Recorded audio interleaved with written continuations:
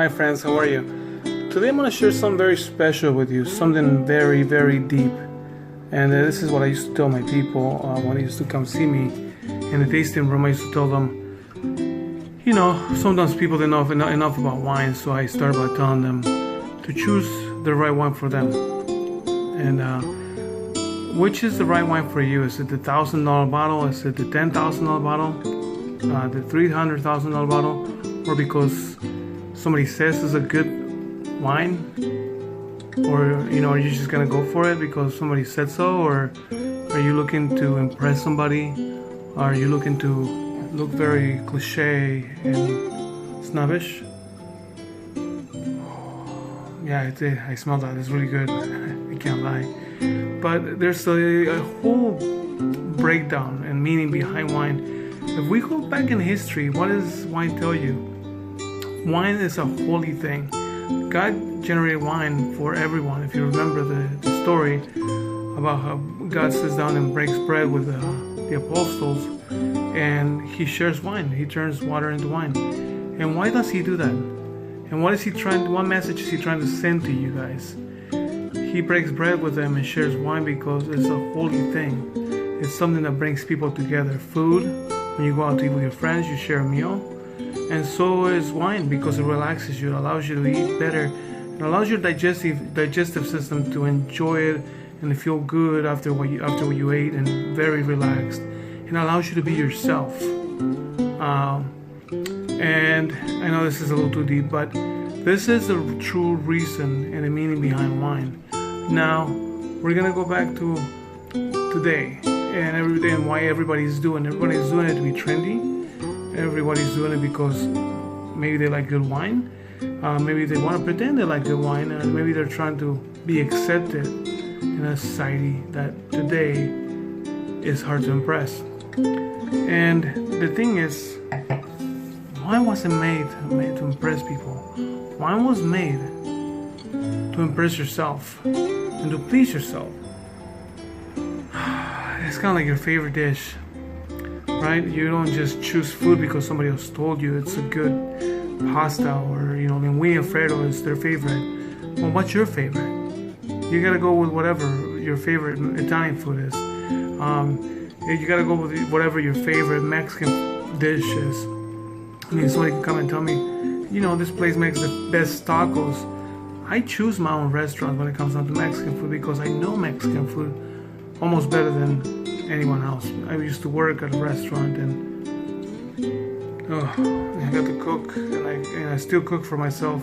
And certain things I like in certain restaurants, certain things I like at other restaurants. Some restaurants make good tortas. Some other restaurants make good burritos. Some other restaurants make great tacos. Now, we get into the nitty gritty of what I like.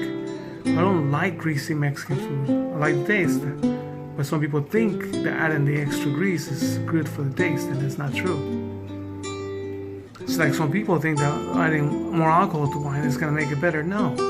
It's all about the flavor. It's about you. Wine is really about you, and do you actually enjoy it? Are you a sweet wine drinker? Are you a white wine drinker? Are you a red wine drinker? Or can you just drink all across the board?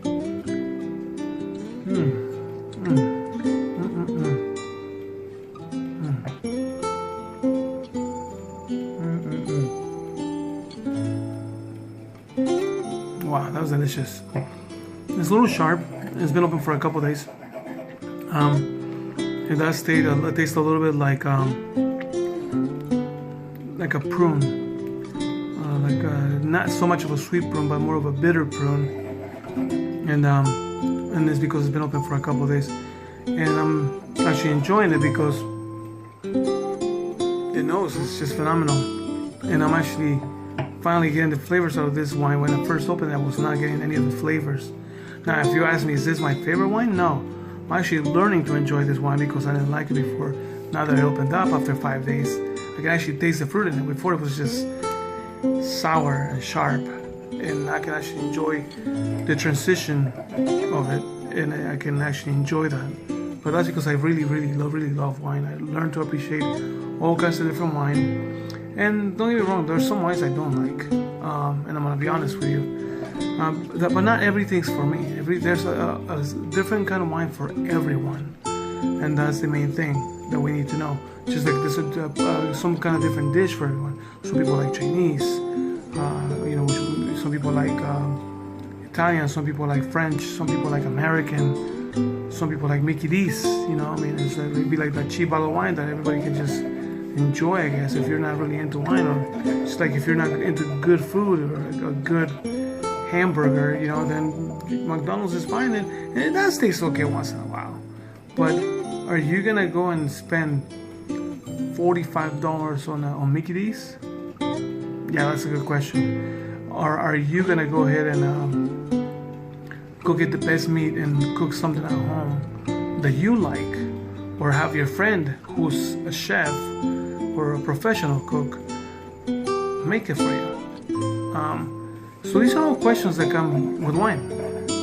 Who's making the wine? Who was growing the fruit? How did they grow it?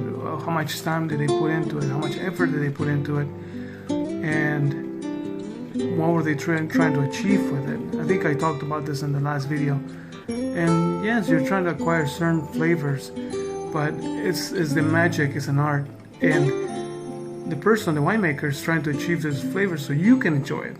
So really, it's really, really about you.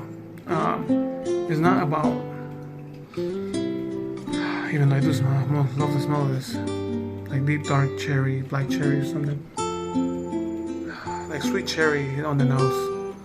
But the question is, are you gonna enjoy this wine just because I'm telling you all this on this video? No, you may not like it because it's not your style. You may like something different, and that's okay. What I'm trying to get across the board is, it is okay to like what you like, and that's what somebody else told you, or what somebody else's ratings said to like. Because there's ratings out there on the internet, and there's a rating system 1 to 100, and there's certain specialist or wine connoisseur says, hey, this is the one you gotta try because it's 96 points. It may be too strong for you. It may have too much alcohol for you. It may be too sweet for you, which in most cases is not the case. They don't rate sweet wines that high. But the thing is, you gotta learn to find your own taste and your own preference, as flavor-wise. And there's gonna be a lot of different varieties of wine.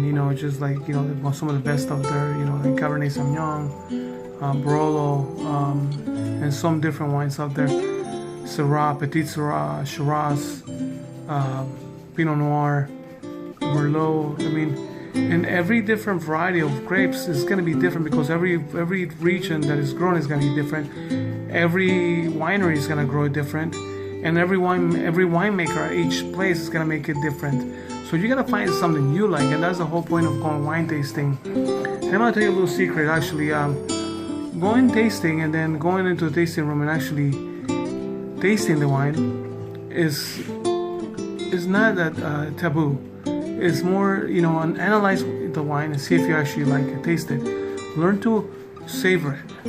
In order to taste it, you gotta savor it, and give yourself the time to actually enjoy it. And it may be something you don't like, but take a baby sip. Take it on the nose. See what it smells like. Like I said, this is deep dark black cherry. It smells sweet, but it's not sweet.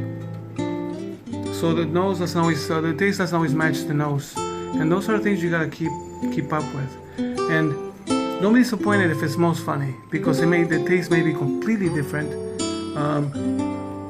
Don't be disappointed if it tastes funny. Try the nose again when you're savoring it.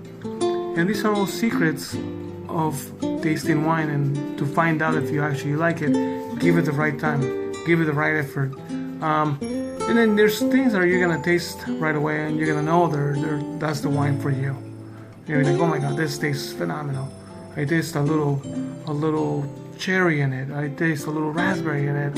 A little cigar box. That's not always been my favorite. But like some Cabernets, you find a little chocolate in the back of it, and that's the magic of it. That's how you know. That's how a lot of people that actually age good wines, good Cabernets, know that it's a good wine because at the end, a few years later, it really tastes like chocolate. This really deep, dark chocolate taste, and that's what. And then maybe a little twist of tobacco, maybe a little bit of herbs in the middle. You know, I don't know. It could be whatever herb you like. That's pleasant to you. And these are things, the secrets of reasons why people like certain bottles. And these are secrets of why people pay so much for a bottle at times, because they like that specific taste, the combination of multiple flavors coming together and playing with your palate at all the time. And it's almost like the perfect girl, meeting the perfect girl at the perfect bar. She looks gorgeous, and then she talks, and you have a lot in common with her.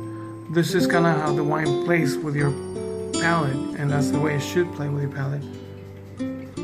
It should not just you should not just like it just because it smells good, okay? Just because you find certain tastes that is you, that you feel like that person made it almost specifically for you.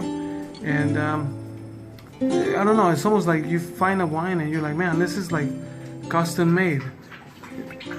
It's like custom made. This is like something that somebody made for you. Like when you go get your car customized, it may be a 300Z, or it may be a Jag with Danes on it. Who knows? It may be like a 1970s Cadillac with some kind of paint job, some white pearl paint job, and you're like, oh, this is the one for me. This is what I like. I like Cadillacs, and I actually like this paint job. This is the way you should feel about your wine before you purchase more of it.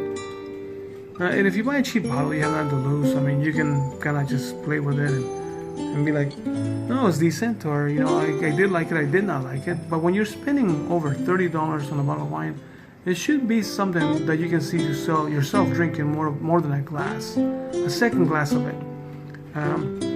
There's the reason I say second glass, because most of the times you can get like 4 half glasses, which in the professional field we call a half glass, and then you can share with somebody else. Maybe 4 people, or between 2 people, you can have 2 glasses, because you see yourself going to the next glass with it, the extra mile, and then actually enjoying it. That's the secret about wine. And nobody will tell you that. I used to tell people, I used to come to Napa Valley, and they used to ask me, well, what's the best wine, And I say, you really want to know? You really, really want to know what the best wine is?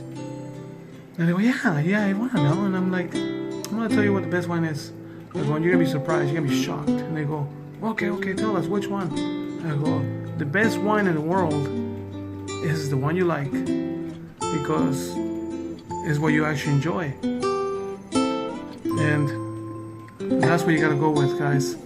This is one of my secrets. I'm very passionate about wine. I've learned it hands-on. I'm not a sommelier. I'm not afraid to say that, because I've actually learned it hands-on. I watched, the making of it since I was a kid. I got to pick some grapes. I play with the soils. I know what it's like to work the fields from early morning, the hottest middle of the day, and then the hot evening, and it's just, you end up all dusty, all sticky. And you know what, at the time I didn't get it, but today I get it. It's a lot of work that goes into wine, and then after all that hard work, it goes into a tasting room for the winemaker to actually play with all the hard work and put it into a bottle, and actually acquire the taste that they actually want from it. And that's the magic of it, guys. Welcome to Winetastic Me. If you like this video, please subscribe. I want to have some more videos. I want to have share a lot more. What I really want from you guys, not only to subscribe, I want you to get what wine's really about. I want you to see wine at all different levels, the ratings, the flavor, people coming together, and what's the true meaning behind it. Enjoying it. That's the true meaning behind it. But I want to show you different angles of that. And you guys, it's been a pleasure. Again, my name is Ricardo. Welcome back to Winetastic Me, and good luck, and I look forward to the next video. Take care. Bye.